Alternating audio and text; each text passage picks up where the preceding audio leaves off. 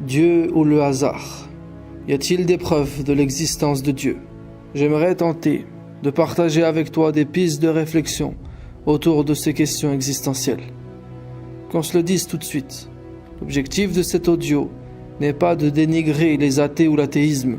Je n'ai personnellement rien contre quelqu'un qui décide de ne pas croire en Dieu. Ça le regarde. Et ce qui m'importe, c'est d'entretenir une relation pacifique avec lui. J'ai par contre un réel problème avec les personnes malveillantes, les gens irrespectueux et les semeurs de troubles, de tous bords pour le coup. Ceci étant clairement précisé, je vais à présent te présenter modestement 4 preuves, plus une, qui selon moi, sont suffisantes pour répondre à nos questions du jour.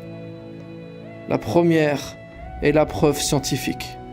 Je commencerai ce premier point en citant une parole d'un des plus grands scientifiques de tous les temps, Einstein, qui résume bien ce qui motivait ses études. Il a dit « Je veux savoir comment Dieu a créé ce monde. Je ne m'intéresse pas à tel ou tel phénomène, au spectre de tel ou tel élément. Je veux connaître les pensées de Dieu. Le reste, ce sont des détails. » La science a beaucoup évolué. Certains ont voulu la substituer à Dieu, au point de vouloir nous faire croire qu'elle s'opposait à la foi. Mais de plus en plus, science et spiritualité se rapprochent, et bientôt elles ne formeront qu'un. Chacune deviendra la meilleure alliée de l'autre. Comme le corps et l'âme, chacune confirmant l'autre, les scientifiques deviendront les plus grands défenseurs de la vérité spirituelle.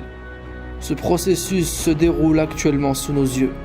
Beaucoup d'entre eux déjà, à travers le monde, ont démontré que la vérité spirituelle n'est que la dimension en haut de ce que eux connaissent en bas, que les lois naturelles qui gèrent le monde ne sont que des manifestations matérielles des lois spirituelles qui ont été enseignées dans l'aspect profond des livres qui ont été révélés. Le monde peut d'ores et déjà se rendre compte que nous ne détenons pas l'intelligence, la sagesse et encore moins la vérité.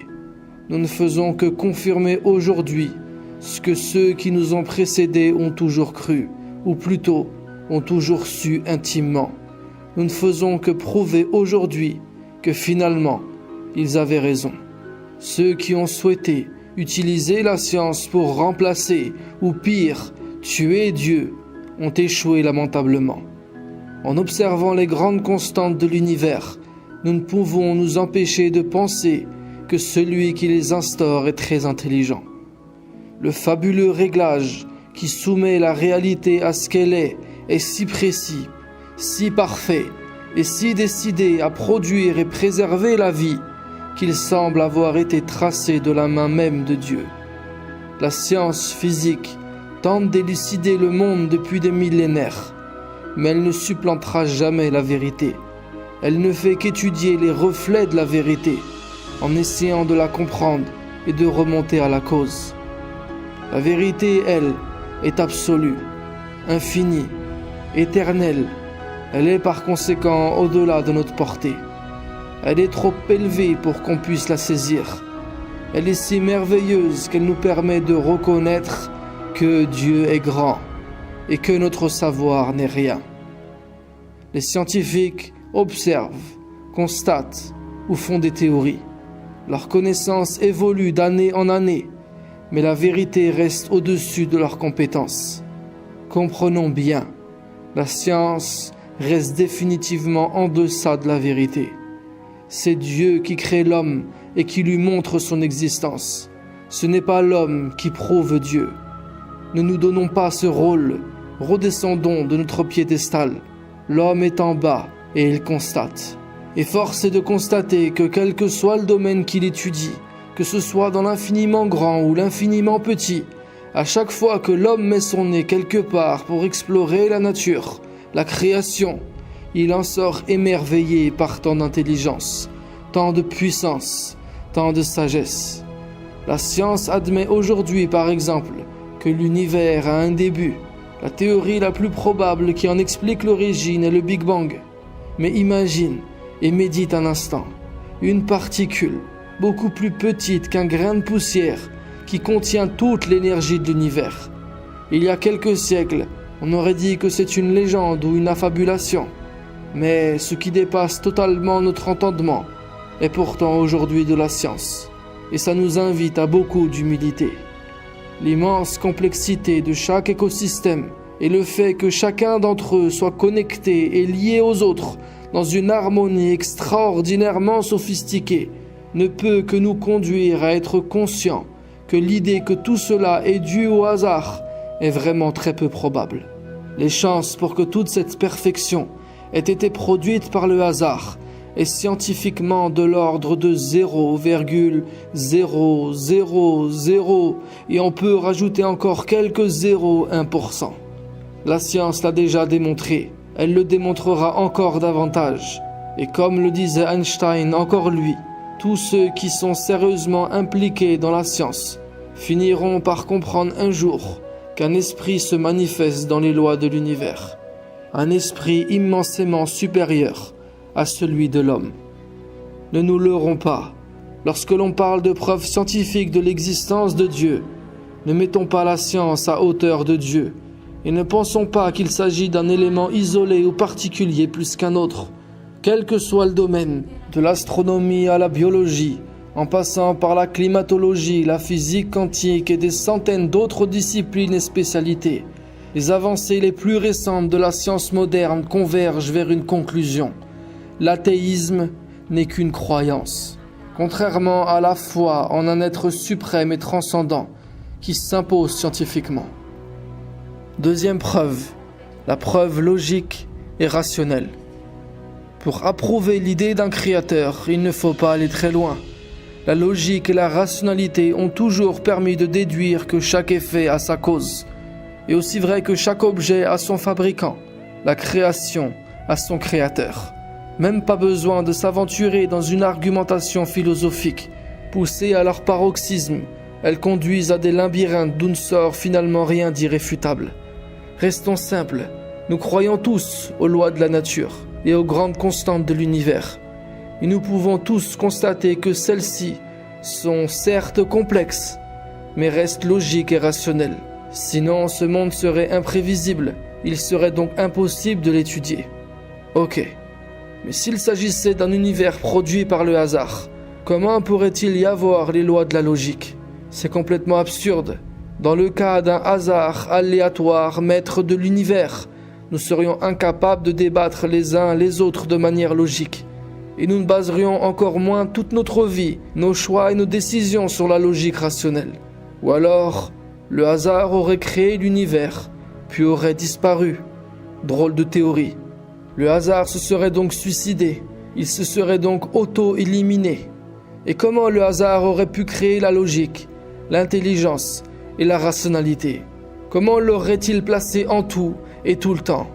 Et ce qui est étonnant, c'est que ce sont ceux qui ont les esprits les plus logiques, les plus rationnels, ceux qui finalement ne laissent jamais rien au hasard dans leurs études et leurs réflexions, qui croient au hasard. Pourtant, lorsque l'on observe un début, l'évidence logique veut que, comme le rien, le néant ne peut créer de l'être, alors une cause qui est ainsi en dehors de la matière, du temps et de l'espace, a créé et causé l'existence. Que Dieu ait créé ce monde est une proposition raisonnablement scientifique, parfaitement logique et absolument rationnelle. C'est la proposition la plus probable selon les critères scientifiques eux-mêmes. Un scientifique qui dit le contraire se décrédibilise totalement. On n'a jamais vu autre chose que ça n'existe pas. Donner des exemples serait rabaissant, mais donnons-en un seul à titre d'illustration. Si je saute à pieds joints dans une flaque de boue et que j'éclabousse une toile, quel est le pourcentage de chances qu'apparaissent les contours naturels de quelque chose? Ne tournons pas autour du pot, il est nul. C'est la même logique pour tout. Ce monde a derrière lui une main qui l'a provoqué et organisé. C'est la main divine. Lorsqu'on regarde une œuvre, on voit le génie de son auteur. Lorsqu'on observe le cosmos dans l'infiniment grand ou l'infiniment petit, on voit l'empreinte du génie divin, la trace de l'intelligence infinie de son créateur. Lorsqu'on regarde la quantité indénombrable d'étoiles qui ont formé tous les atomes constituant la matière que nous voyons tous autour de nous, la multiplicité des espèces, la diversité des animaux, des métaux, des végétaux. On peut y voir les preuves d'une intelligence, d'un projet, d'une volonté. Et qui dit volonté implique logiquement un créateur. L'énergie est aujourd'hui démontrée et observée. Elle est en toute chose, derrière toute chose. Elle est toute chose. On peut à présent appréhender ce fait au carrefour entre l'intellect cartésien et la dimension spirituelle. La logique avec la foi. Il n'y a plus aucune contradiction. Les deux comprennent qu'elles ne sont que les deux aspects d'une même pièce, d'une même sagesse, d'une même vérité. Seulement, la foi perçoit cette science à sa racine spirituelle, et l'esprit cartésien perçoit cette même science dans son expression matérielle. Croire que Dieu n'existe pas, alors qu'absolument tout s'harmonise, et qu'il y a une chance infime, d'après les preuves, pour que ce soit dû au hasard, est la croyance la plus illogique qui soit. La probabilité pour que du hasard, du néant, du rien, du je sais pas quoi, puisse sortir un monde si ordonné, si équilibré, si organisé, reviendrait à la probabilité de toucher le cœur d'une cible de 1 cm de diamètre à une distance de 15 milliards d'années-lumière. Mathématiquement parlant, c'est possible, parce que les maths ne font pas de sentiments. Mathématiquement, une chance sur 1 milliard égale, c'est possible. Mais c'est de l'ordre de l'improbable. Reconnaissez au moins qu'il y a largement plus de probabilité que ce soit une intelligence suprême qui a créé ce monde que le hasard. Au moins dites-le, ne parlons pas de religion, de culte ou de quoi que ce soit d'autre. Mais reconnaissez au moins que ceux qui croient en un créateur ont 99,999% de chances d'avoir raison, et que les autres font un pari tout en ayant 0,0001% de chance de le gagner. Un pari aussi risqué que de vouloir reproduire le hasard. En vérité, il est évident qu'il y a un Dieu créateur, un être infini, éternel, en dehors du temps et à l'origine de toute chose. Sinon, d'où viendrait l'énergie du Big Bang? Et comment cette énergie se serait libérée de manière tellement ordonnée qu'elle aurait produit en 2 ou 3 minutes tous les éléments fondamentaux et les plus abondants de l'univers? Décidément, le hasard était intentionné. Il avait une intention créatrice. Non, cet ordre et toute cette harmonie est bien l'expression d'une complexité qui ne doit absolument rien au hasard. Il y a une intention qui est derrière. Le fait que chaque atome, chaque molécule se dirige vers la vie en permanence, que l'univers obéit constamment à des structures physiques d'une précision vertigineuse, à des lois soigneusement établies dont le dessein est de permettre à la vie d'apparaître sur cette planète. Tout cela n'est pas un accident cosmologique, un accident qui aurait provoqué des milliards de coïncidences, chacune tout aussi essentielle à la vie que l'autre, chacune ayant un rapport avec l'autre, des coïncidences qui s'harmonisent, que ce soit la distance Terre-Soleil, l'inclinaison de la Terre, le niveau d'oxygène dans l'atmosphère. Ces 3 exemples sur des milliards d'autres ont permis tous ensemble à la vie d'être venue au monde et d'y perdurer. Si une seule de ces coïncidences ne fonctionne plus, la vie disparaît. À ce niveau-là, ce n'est plus des coïncidences, c'est des synchronicités. Dire le contraire est de la folie. La 3e preuve est la preuve coranique. Le Coran fait partie des livres qui prétendent avoir été révélés par Dieu, par l'intermédiaire d'anges et de prophètes messagers. Il y en a eu plusieurs à travers l'histoire, mais il est à ce jour, avec la Bible et les différents livres qu'il compose, les seuls auxquels se réfèrent des milliards d'adeptes qui les présentent comme étant la parole de Dieu. Intéressant de s'y pencher, car si tel est le cas, ils contiennent forcément des informations que seul Dieu pouvait connaître au moment où elles ont été diffusées. De plus, le seul moyen de connaître ce Créateur, cette intelligence suprême, est à travers ce qu'il nous révèle.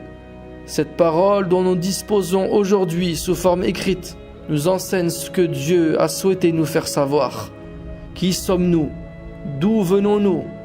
Qu'est-ce que le monde? Quel est le sens de l'existence? Où allons-nous? Tous ces livres parlent notamment d'une vie après la mort et d'une conscience hors du cerveau et du corps. Un enseignement aujourd'hui confirmé par les millions de témoignages de mort imminente à travers le monde. Encore une fois, tout concorde.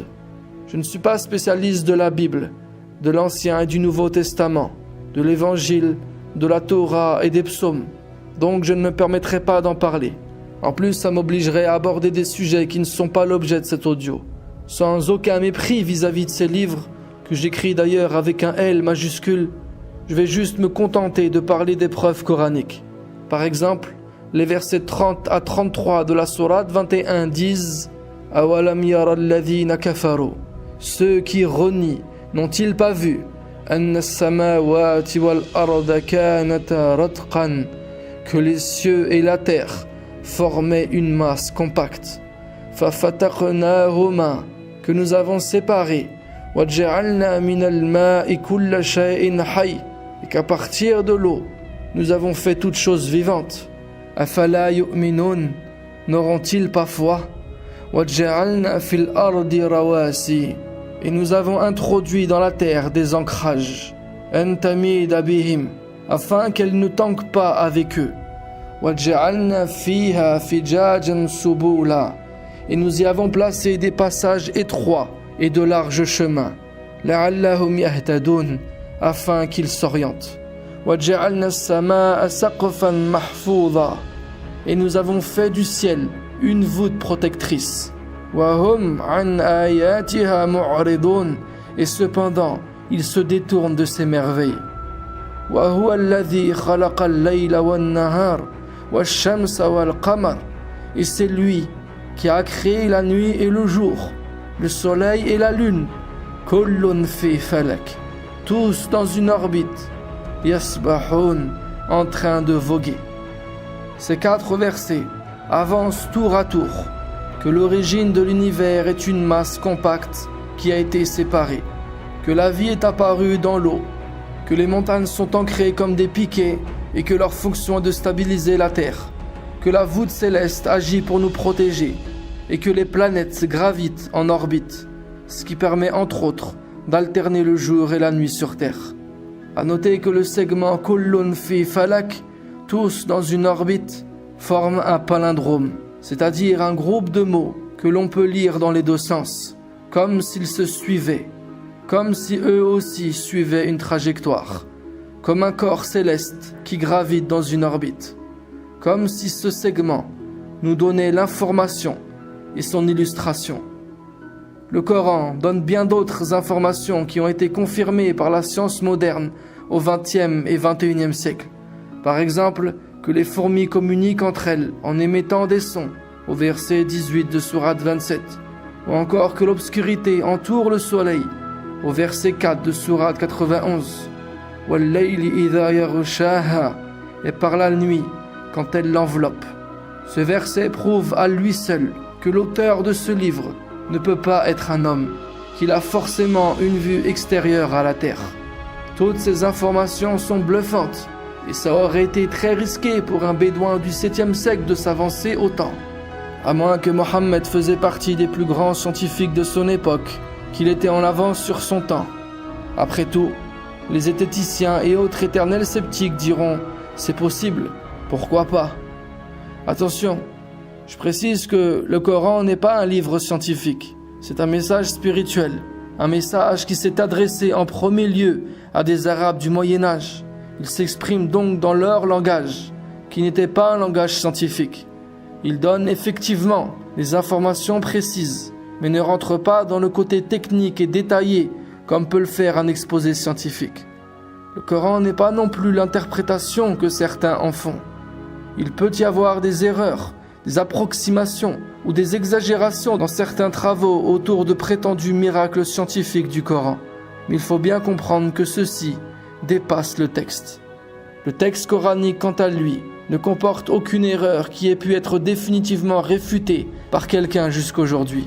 D'ailleurs, lorsque quelqu'un s'attaque au Coran, de 2 choses l'une, soit il a arrêté de se comporter en scientifique, soit il n'a pas accès au texte arabe du Coran, ce qui en général est la probabilité la plus courante.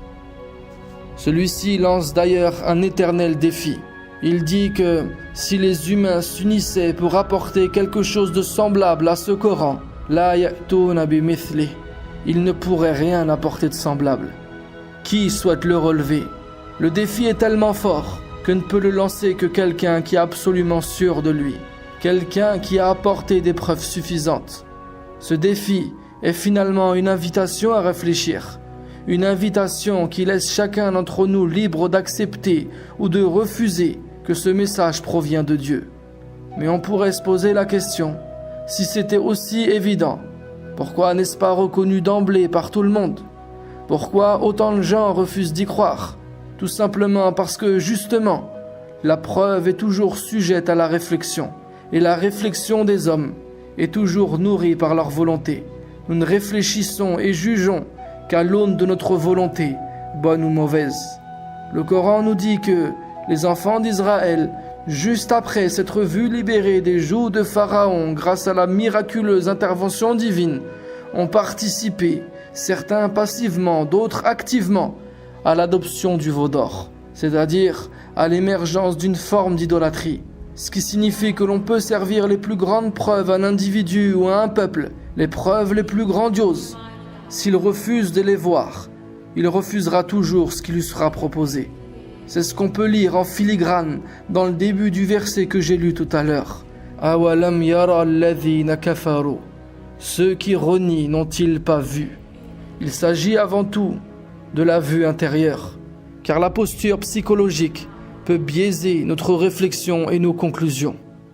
Des preuves de la véracité du Coran, de la Torah et de l'Évangile, il y en a, mais malgré tout, elles laissent le débat entièrement ouvert pour celles et ceux qui les refusent, tout en nous permettant à nous qui acceptons de les voir et qui étudions ces livres ainsi que le monde qui nous entoure à la lumière de leurs enseignements, d'être pris d'émerveillement devant la perfection et la splendeur de l'œuvre divine.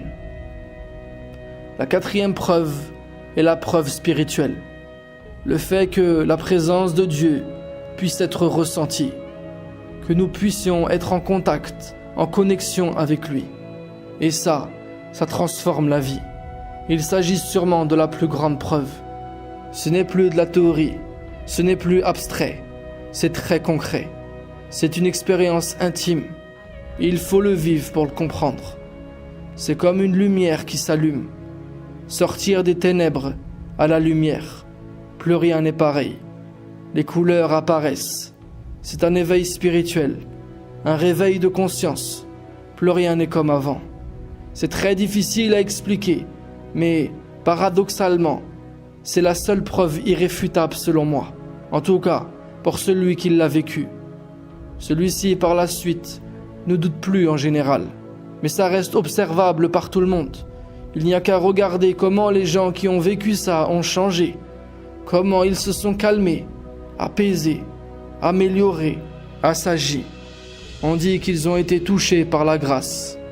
Et lorsque quelqu'un touche à la grâce divine, celle-ci a le pouvoir d'agir instantanément et de manière miraculeuse, comme si cette personne avait fait peau neuve, comme si elle avait connu une renaissance, sans pourtant qu'aucune raison apparente ne puisse l'expliquer. C'est une autre forme de logique, une logique non rationnelle, parce que l'homme n'est pas qu'un corps avec des fonctionnements métaboliques, il n'est pas que de la physique, mais aussi et surtout de la métaphysique. Il existe une partie de l'homme qui s'appelle son âme, son esprit, qui est au-delà de la physique.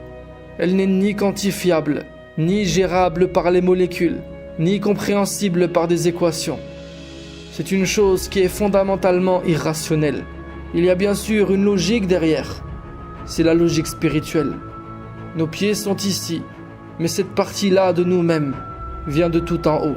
Et celle-ci aussi obéit à des lois spirituelles. L'âme vaut bien plus que le corps, tout comme celui qui conduit une voiture vaut bien plus que la voiture. Prendre conscience de tout cela donne du sens à la vie. Elle serait triste s'il n'y avait absolument rien, ni aucune sagesse derrière la matière. On critique souvent les religions, en prétendant qu'elles sont cause de guerres et de conflits. Parfois à juste titre, mais c'est très réducteur. S'il n'y avait pas eu de religion, on n'en serait pas là aujourd'hui non plus. La religion a énormément apporté à l'humanité. Elle a su apporter un message et un enseignement qui a trouvé un écho au fond des hommes. Car nous avons tous une foi spirituelle innée. C'est une intime et profonde conviction que personne ne peut enlever. Je pense donc que les athées n'existent pas vraiment. Tout le monde croit en Dieu au fond de lui. Un athée est un croyant qui s'ignore ou qui se renie. Je ne crois pas qu'il existe de véritables athées. Il y a juste des gens qui se sentent meilleurs que Dieu et d'autres qui sont en colère après lui. Mais inconsciemment, on y croit tous. Peu importe comment on l'appelle ou comment on le conçoit. Lorsqu'on est vraiment en galère, on fait tous appel à lui. Pour terminer au sujet des religions, qui est certes un autre sujet, mais qui reste malgré tout lié à celui de la foi et de la spiritualité, car on fait très souvent l'amalgame. Est-ce que des religions, ou plutôt des religieux, ont pu éloigner les gens de Dieu? Oui, peut-être. Il faut le reconnaître et l'admettre. Lorsqu'on croit en Dieu, on se doit d'être juste, et non pas défendre l'indéfendable, ou justifier l'injustifiable. Il y a la religion de Dieu, et il y a les religions des hommes. Elles s'inspirent toutes de l'enseignement divin, mais le dénaturent et le dévoient. De tout temps, les hommes ont eu une mainmise sur la religion. Ils l'ont pensée, structurée et ont légiféré selon leur propre jugement. Les croyants de tous bords devraient apprendre à faire la part des choses et à ne pas avoir peur de remettre en question des dogmes établis par les clergés religieux. Changer d'avis après s'être rendu compte qu'on s'était trompé est noble pour ceux qui recherchent la vérité. Et après tout, ce devrait être notre cas à tous. Mais ça marche dans les deux sens. Car s'il y a bien des croyants hermétiques à toute approche anthropologique et historico-critique de leur religion et fermés à toute remise en question, il existe bel et bien des athées aussi têtus, voire plus. Et le problème, c'est que beaucoup d'entre eux, justement au nom de leur rancune contre la religion, renient Dieu. Et ça, c'est dommage. Les livres révélés sont-ils pour autant infalsifiables, infaillibles et immuables? En soi, non. L'histoire le prouve. Néanmoins, ce n'est pas parce qu'il y a eu une intervention a posteriori que ça veut pour autant dire qu'originellement, ils ne viennent pas de Dieu. Tout comme ce n'est pas parce que l'homme moderne a eu un impact néfaste sur son environnement et l'écologie de la planète que celle-ci n'a pas été créée par Dieu. L'homme exerce toujours son libre arbitre, et voir Dieu dans les injustices que les hommes font délibérément est une erreur. On parle souvent des guerres de religion, comme si l'athéisme serait une solution pour la paix dans le monde. Mais c'est oublier ou ignorer que les grandes tyrannies du XXe siècle, qui ont été les premiers acteurs des deux guerres mondiales, étaient profondément anti-religieuses, voire athées. C'était en tout cas des sociétés laïques, dont la vision était purement matérialiste. Ça ne veut pas dire que les athées sont les méchants, ça veut juste dire qu'il y a des bons et des cons partout. Et que dans le christianisme, le judaïsme, l'islam ou d'autres religions, il y a aussi une dimension sage et spirituelle dont manquent cruellement nos sociétés modernes. C'est d'ailleurs là, au fond, où se rejoignent ces différentes traditions, car leur origine est la même. La cinquième n'est pas une preuve à proprement dit, mais plutôt un argument, l'argument sociologique. Quasiment toute l'humanité, de tout temps, a cru en un être absolu, une intelligence suprême et une force supérieure. Même les polythéistes croient en un Dieu ultime. Et il est quand même remarquable que de grands scientifiques d'hier et d'aujourd'hui ne dérogent pas à la règle. Dans des centaines de matières scientifiques, que ce soit des biochimistes, des physiciens, des astronomes, des mathématiciens, des astrophysiciens, tous, à titre individuel, ont trouvé dans les preuves scientifiques, logiques et spirituelles de quoi faire perdre du crédit à l'athéisme. Ces croyants ne sont pas moins scientifiques que les autres. Ce qui motive et nourrit leur foi est d'ailleurs leur savoir. Par contre, les scientifiques non-croyants qui clament haut et fort que Dieu n'existe pas n'ont rien de scientifique à ce moment-là, puisqu'il est impossible de prouver scientifiquement qu'une chose n'existe pas. Des preuves que Dieu n'existe pas, il n'y en a donc aucune, et il n'y en aura jamais. Et ça, il faut le prendre en compte, car beaucoup ont trop tendance à l'oublier. Ils tentent d'embellir leur avis personnel à l'aide de subterfuges qu'ils font passer pour des contre-arguments sérieux. Chacun a le droit d'avoir son avis, mais que ceux qui ont une croyance qui ne repose sur rien reconnaissent au moins ça. Dire « je ne sais pas », il y a toujours un doute, je le comprends.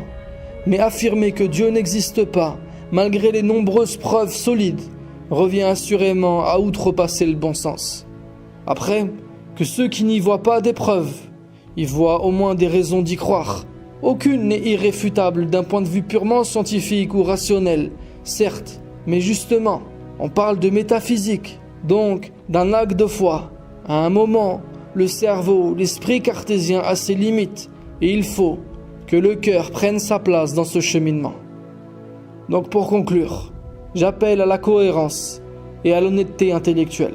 Ceux qui se basent sur les probabilités, la logique et la loi de causalité pour gérer leur quotidien et ce tout au long de leur vie, tout en défendant bec et ongle qu'un Dieu créateur n'existe pas, devraient se mettre d'accord avec ce paradoxe. Soit ils admettent l'idée d'une cause qui a créé l'univers, soit ils remettent leur vie entière entre les mains du hasard. Sinon, c'est vraiment trop culotté. Mais comment en est-on arrivé à penser que le monde s'est fait par hasard et à considérer celui qui ose parler de Dieu comme un fou? Comment l'absurde a-t-il pu devenir tellement évident et l'évidence si absurde? Comment l'homme qui est parvenu à décrypter la complexité de la création, à étudier l'ADN, à observer la cellule, est capable de dire que la vie est arrivée par hasard, de manière aléatoire, alors que la probabilité pour que tout cela relève du hasard est pratiquement nulle, alors que tout ce qui vit autour de nous raconte la gloire d'un Dieu vivant qui a tout organisé, et qu'il est tout à fait raisonnable d'en conclure cela. Mais s'il ne voit pas, c'est qu'il ne veut pas voir, car dès qu'il consent au fait que le monde a été créé, ça change tout. C'est terrible. Ça implique qu'il y a un avant et surtout un après. Donc qu'il y a un sens. Et donc on va lui demander des comptes, qu'il est responsabilisé dans son existence, que ce Dieu créateur est aussi un Seigneur qui l'observe. Et c'est ça qui le dérange au plus haut point. Donc ce même homme est prêt à accepter toutes les absurdités pour esquiver la vérité qui le dérange. Elle est si lourde d'implications pour lui qu'il choisit de se rebeller en cherchant 1001 raisons et excuses pour ne pas la reconnaître. En vérité, sous des apparences de discours scientifiques ou philosophiques brillants et sous des exposés solennels d'éminents professeurs, se cache tout simplement une couverture et un vernis idéologique qui instrumentalise la science pour permettre le laisser-aller, la surconsommation, le massacre écologique, la désinvolture, l'immoralité, l'insouciance, l'oubli de soi, le divertissement à outrance, l'incitation à une vie dépourvue de sens, à un monde déshumanisé, à des mœurs dépravées, une vie où tout se vaut, un relativisme absolu qui ne peut plus s'accommoder avec une conscience qui avoue avoir fait fausse route, qui reconnaît qu'il y a un créateur qui est témoin de toutes choses, qui nous demandera des comptes et que ça ira très mal si on ne se repent pas et ne se réforme pas. D'ailleurs, si Dieu n'existe pas et qu'il n'y a pas de vie après la mort, alors le croyant qui meurt retournera dans le néant et ne saura même pas qu'il s'est trompé. Par contre, si Dieu existe vraiment, le non-croyant qui s'est trompé devra assumer son erreur pour l'éternité. Celui qui pense qu'il y a plus urgent et prioritaire que ce sujet existentiel, alors qu'il attende, et nous attendons nous aussi. Quant à celui qui s'y intéresse et s'en enquiert, il se rendra vite compte que plus la science avance, plus elle parvient à connaître les structures les plus profondes de l'existence physique et matérielle, plus elle confirme que les maîtres religieux et spirituels, il y a des siècles, avaient déjà parlé de ces mêmes notions dans leur propre langage. Un langage plus spirituel, où ces notions commencent et servent de racines, de source et de matrice à celles que nous connaissons et étudions aujourd'hui. Bientôt, et nous y sommes plus que jamais, la science ne contredira plus la foi, mais au contraire, prouvera la foi. la foi étant la science des sciences. Même l'athéisme deviendra de plus en plus spirituel. Finalement, la science a pu combattre la religion des idiots, celle qui n'a pas la hauteur intellectuelle ni spirituelle pour expliquer quoi que ce soit, celle qui enseigne des bêtises et des superstitions ridicules, celle qui s'oppose même à la science, celle qui n'est qu'un instrument politique pour asservir et exploiter la population. Par contre, la science n'a jamais pu combattre la religion des sages. Car lorsque cette sagesse se dévoile, la science ne peut que l'acquiescer et l'approuver en déclarant « Ce que vous voyez en haut, nous le voyons en bas ». Et c'est là que les deux frères ennemis feront la paix. Et quelle merveilleuse alliance que celle-là, lorsque les scientifiques et les chercheurs mettront leur savoir au service de la compréhension du monde spirituel et métaphysique, et que les hommes de foi mettront leur sagesse au service de la construction terrestre. C'est là que le monde pourra réussir économiquement, socialement et politiquement. Enfin, pour finir, il y a 3 manières de voir cet univers tellement vaste qu'on ne peut en voir le bout, si immense qu'on a même l'impression qu'il est infini. Il y a la réponse athée et hâtive. Ça prouve que la vie sur la planète est une anomalie, un accident cosmologique. Si ce n'était pas du hasard, il y en aurait ailleurs. Il y a aussi la réponse physique. L'univers est interconnecté. Il fonctionne comme des grands rouages imbriqués les uns dans les autres. Et la Terre est en étroite relation avec son environnement galactique. Par exemple, chaque étoile permet entre autres de fournir à la Terre les éléments chimiques dont ses habitants ont besoin. Lorsqu'une supernova explose, elle génère un intense déluge de particules qui se dispersent dans toute la galaxie, y compris sur notre planète. Ces rayons cosmiques sont bénéfiques à la vie sur Terre. Ils jouent un rôle propice important sur son climat et permettent d'augmenter sa biodiversité. Et il y a aussi la réponse métaphysique. Lorsque l'homme observe le cosmos, lève ses yeux vers le ciel et se trouve perdu dans l'immensité de l'univers intergalactique, il est saisi à la fois de frayeur et d'admiration. Il prend conscience de sa vraie dimension. Il se rend compte qu'il n'est qu'une infime poussière, échouée sur un caillou incertain, au milieu d'une immense galaxie. Il peut se faire une idée de ce qu'est l'infini. Il peut toucher du bout du doigt là où la toute-puissance divine commence. Et il prend ainsi conscience de sa vraie place face au Créateur. Tandis que si l'univers avait été fait à l'échelle humaine, on aurait réduit Dieu à toutes les limites de sa création. Mais en regardant le ciel une première fois, on est subjugué par la façon dont cet univers a été conçu. Et en retournant notre regard à 2 fois, se manifeste alors, à nos yeux et nos cœurs, la splendeur et le prestige éternel de celui qui en est la source. Et on ne peut alors que s'incliner en disant « Il n'est de Dieu que toi. Gloire à toi. Tu n'as pas créé cela en vain. J'ai vraiment été injuste en ne t'estimant pas à ta juste valeur. Quelle pire illusion que d'ériger en dehors de toi des seigneurs et des appuis. À toi je me repens, et je suis le premier des croyants. » C'est la fin de cet audio que je t'invite à réécouter et à partager. Sur ce, je te dis à la prochaine vidéo, Inch'Allah. Merci d'avoir écouté. Si ça t'a plu, je t'invite à aimer la vidéo et à la partager autour de toi. Ça ne te prendra que quelques secondes, mais c'est le meilleur moyen de soutenir mon contenu. Et si tu veux aller plus loin, tu peux t'abonner à mes mails privés. Un contenu écrit, court, régulier et original que tu recevras directement dans ta boîte de réception. C'est totalement gratuit et tu peux te désinscrire à tout moment. Je n'utilise aucun réseau social à part Telegram. J'y partage des mini-audios enregistrés sur le vif, des actus et des idées que je découvre ou encore des contenus que je consulte en ce moment. Tous les liens sont dans la description sous la vidéo. On reste ensemble, Inch'Allah.